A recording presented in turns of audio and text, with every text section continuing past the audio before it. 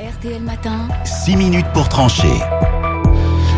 8h23 sur RTL. Bonjour Sophie Cluzel. Bonjour. Merci beaucoup d'être avec nous en direct ce matin sur RTL. Vous êtes secrétaire d'État chargée des personnes handicapées. La réduction des emplois aidés dont on parle depuis plusieurs jours, va-t-elle impacter l'accompagnement des personnes handicapées ? Non, et je tiens vraiment à rassurer les parents d'enfants en situation de handicap. Non, ils ont été sanctuarisés. Les contrats ont été tout à fait sanctuarisés. Les contrats aidés, 50 000 contrats aidés, plus 30 000 contrats d'AESH, accompagnant d'élèves en situation de handicap. On pourra revenir sur ces deux statuts différents.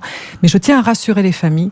Les moyens sont là. La promesse et l'engagement du président de la République est tenu. Vous vous engagez sur RTL pour nous dire très simplement, personne ne sera laissé sur le bord du chemin. J'insiste. Personne ne sera laissé sur le bord du chemin. Les élèves feront leur rentrée. En revanche, il y a des problèmes de recrutement, c'est indéniable. Peut-être qu'il ne sera pas là le jour J, ce fameux auxiliaire de vie scolaire, cet accompagnant, mais il sera là dans la semaine qui suit. Tout est vraiment bouclé. On a travaillé tout l'été là-dessus pour avoir le nombre d'enfants qui avaient besoin d'auxiliaires de vie scolaire, d'accompagnants, et donc les moyens sont là. Est-ce qu'on peut parler des chiffres et en cette rentrée, combien d'auxiliaires de vie scolaire, les fameux AVS, je le rappelle, avez-vous recensé ?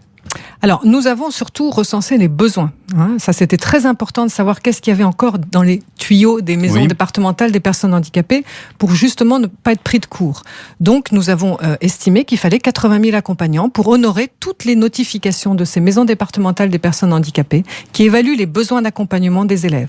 Heureusement, je tiens quand même à le rappeler à nos auditeurs, tous les élèves n'ont pas besoin d'accompagnement.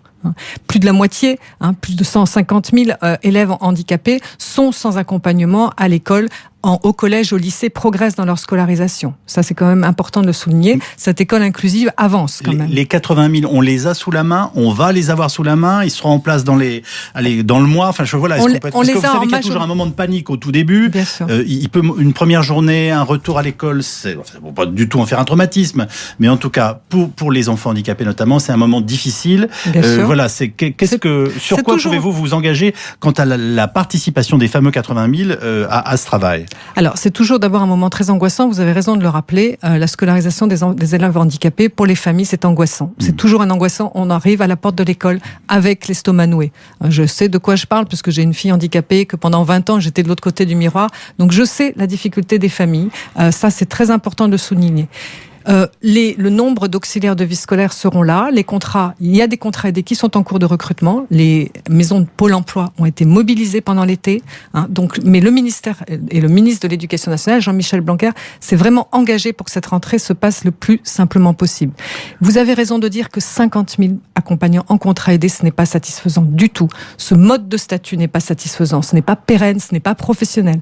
Donc, dès le mois d'octobre, on se met autour de la table avec mon collègue Jean-Michel Blanquer, avec la ministre de l'Éducation nationale, la ministre de l'Enseignement supérieur, pour remettre à plat ce statut des accompagnants. Il faut qu'on travaille sur la professionnalisation, sur la formation. Il faut qu'on permette à ces accompagnants de suivre l'enfant. Il est élève, certes, mais il est enfant. Il a besoin d'aller au centre de loisirs accompagné parfois aussi. Et ça, c'est pas possible aujourd'hui parce que c'est le seul employeur éducation nationale sur le temps scolaire. On va revenir là-dessus en détaillant en fait le présent et le futur. C'est très important. Auparavant, si vous le voulez bien, nous sommes en ligne avec Myriam Duval. Bonjour Myriam, merci d'écouter RTL. Vous êtes la maman de jumeaux de 9 ans qui rentrent l'un et l'autre en CE1. Tous les deux sont autistes et vous souhaitiez vous aussi ce matin interpeller la secrétaire d'État qui est avec nous. Est-ce que vous pouvez nous expliquer la situation en quelques mots, s'il vous plaît ? Oui, tout d'abord bonjour et puis bonjour à Madame la Ministre. Merci d'accepter de répondre à ma question. Je suis de 2 enfants autistes qui, comme vous l'avez souligné, qui rentrent en CE1. J'ai un petit souci dans le sens où j'ai les notifications de la maison départementale des personnes handicapées pour avoir les fameuses AVS. Le souci, c'est qu'il y en a un des deux qui a son auxiliaire de vie scolaire, pas le deuxième. Donc je me retrouve un peu dans une situation compliquée. Je viens de l'apprendre seulement hier et pas par les personnes, pas par l'enseignant référent, mais simplement par l'enseignante qui s'inquiète vraiment pour la rentrée de Samy. Et là, je sais pas comment ça va se passer parce que j'ai pas du tout de nouvelles. On est vraiment dans le flou total. Alors je veux bien que Madame la Ministre affirme que tous les enfants auront leur accompagnement. Je ne suis pas la seule dans ce cas. Il y a énormément de parents qui sont dans le même cas que moi, que malgré la notification, n'ont toujours pas l'AVS. Et j'estime que le premier jour de la rentrée, c'est un jour vraiment très important pour les enfants. Et je trouve ça dommage qu'ils en soient privés. Myriam, on a bien compris qu'un jumeau sera accompagné, l'autre ne l'est pas. C'est typiquement le genre de question qu'on peut se poser. Quel élément de réponse pouvez-vous donner à notre auditrice, Madame la Ministre? D'abord, j'en ferai part évidemment à Jean-Michel Blanquer, parce que c'est lui le ministre de l'Éducation nationale, et on est bien conscient qu'il y aura des dysfonctionnements, madame. Ça, j'en suis tout à fait consciente. C'est ubuesque quand même, là. On a des jumeaux, il y en a un qui est pris en charge et l'autre qui l'est pas. C'est ubuesque tant qu'on aura ces contrats aidés. C'est ça, la vraie problème. Mais je vous rappelle quand même qu'on a hérité de cette rentrée scolaire, qu'on a pu sanctuariser les 50 000 contrats aidés. Maintenant, on est en effet dans la moulinette du recrutement, et il y aura toujours des dysfonctionnements le jour de la rentrée tant qu'on sera sur ce support de contrat qui n'est pas satisfaisant. Sophie Cluzel, on a beaucoup promis aux familles d'enfants handicapés depuis très longtemps.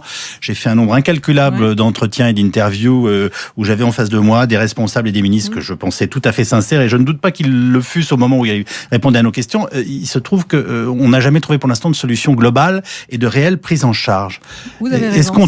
Est-ce qu'on va enfin tourner une page dans notre pays? Je l'espère, et c'est vraiment ma mission, c'est travailler avec Michel Blanquer, à Jean-Michel Blanquer, pour travailler à ce statut d'accompagnant. Ce n'est pas satisfaisant. Madame Duval le dit très bien, un jumeau accompagné, l'autre non. On ne peut pas se baser, ça fait 20 ans qu'on tourne autour de ce serpent de mer, vous avez tout à fait raison. Et pourtant, on a un chantier magnifique de professionnalisation, de créer des emplois qui soient pérennes et qui puissent vraiment travailler sur cette société inclusive. Pour ça, c'est très simple. Il faut remettre à plat le statut, il faut pouvoir mutualiser les financements pour offrir à ces personnels.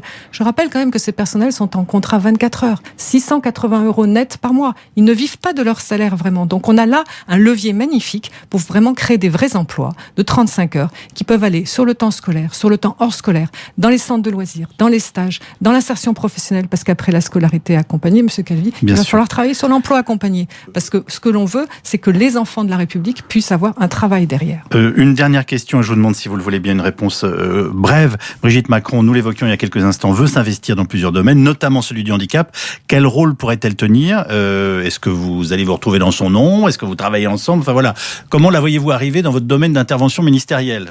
Oh, mais je la vois pas arriver, je travaille depuis le début avec elle. Elle reçoit plus de 150 courriers tous les jours et la moitié est sur le handicap. Donc on se voit régulièrement pour faire un point sur les réponses. Les Français l'ont identifié vraiment comme quelqu'un d'empathie, qui sait écouter les problèmes des Français. Ils l'ont vraiment... Concrètement, elle va faire quoi? Concrètement, on a le ministre, vous êtes là. Mais elle fait plein de choses déjà, sur l'éducation, sur la culture, sur le handicap. Elle fait des sorties, elle veut écouter les Français. Elle veut pas se mettre dans la lumière parce que malheureusement, quand elle est là, on ne parle pas de la cause, on parle d'elle. Donc elle a très bien compris, on travaille en toute intelligence, elle est complémentaire avec notre cause. Et elle va écouter les Français sur le terrain, de façon non médiatique justement, pour travailler sur les causes et sur l'empathie avec les Français qu'elle a, qui est réelle. Merci beaucoup Sophie Cluzel d'être venue ce matin répondre à un certain nombre d'angoisses que partagent beaucoup de parents d'enfants handicapés. Vous êtes vous-même concernés, vous nous l'avez rappelé, et donc on va observer ces premiers jours et ces premières semaines et assister à cette prise en charge de ces enfants dans nos écoles. Bonne journée à vous et bonne rentrée. Merci beaucoup. Yves Calvi sur RTL. Des questions et surtout des réponses.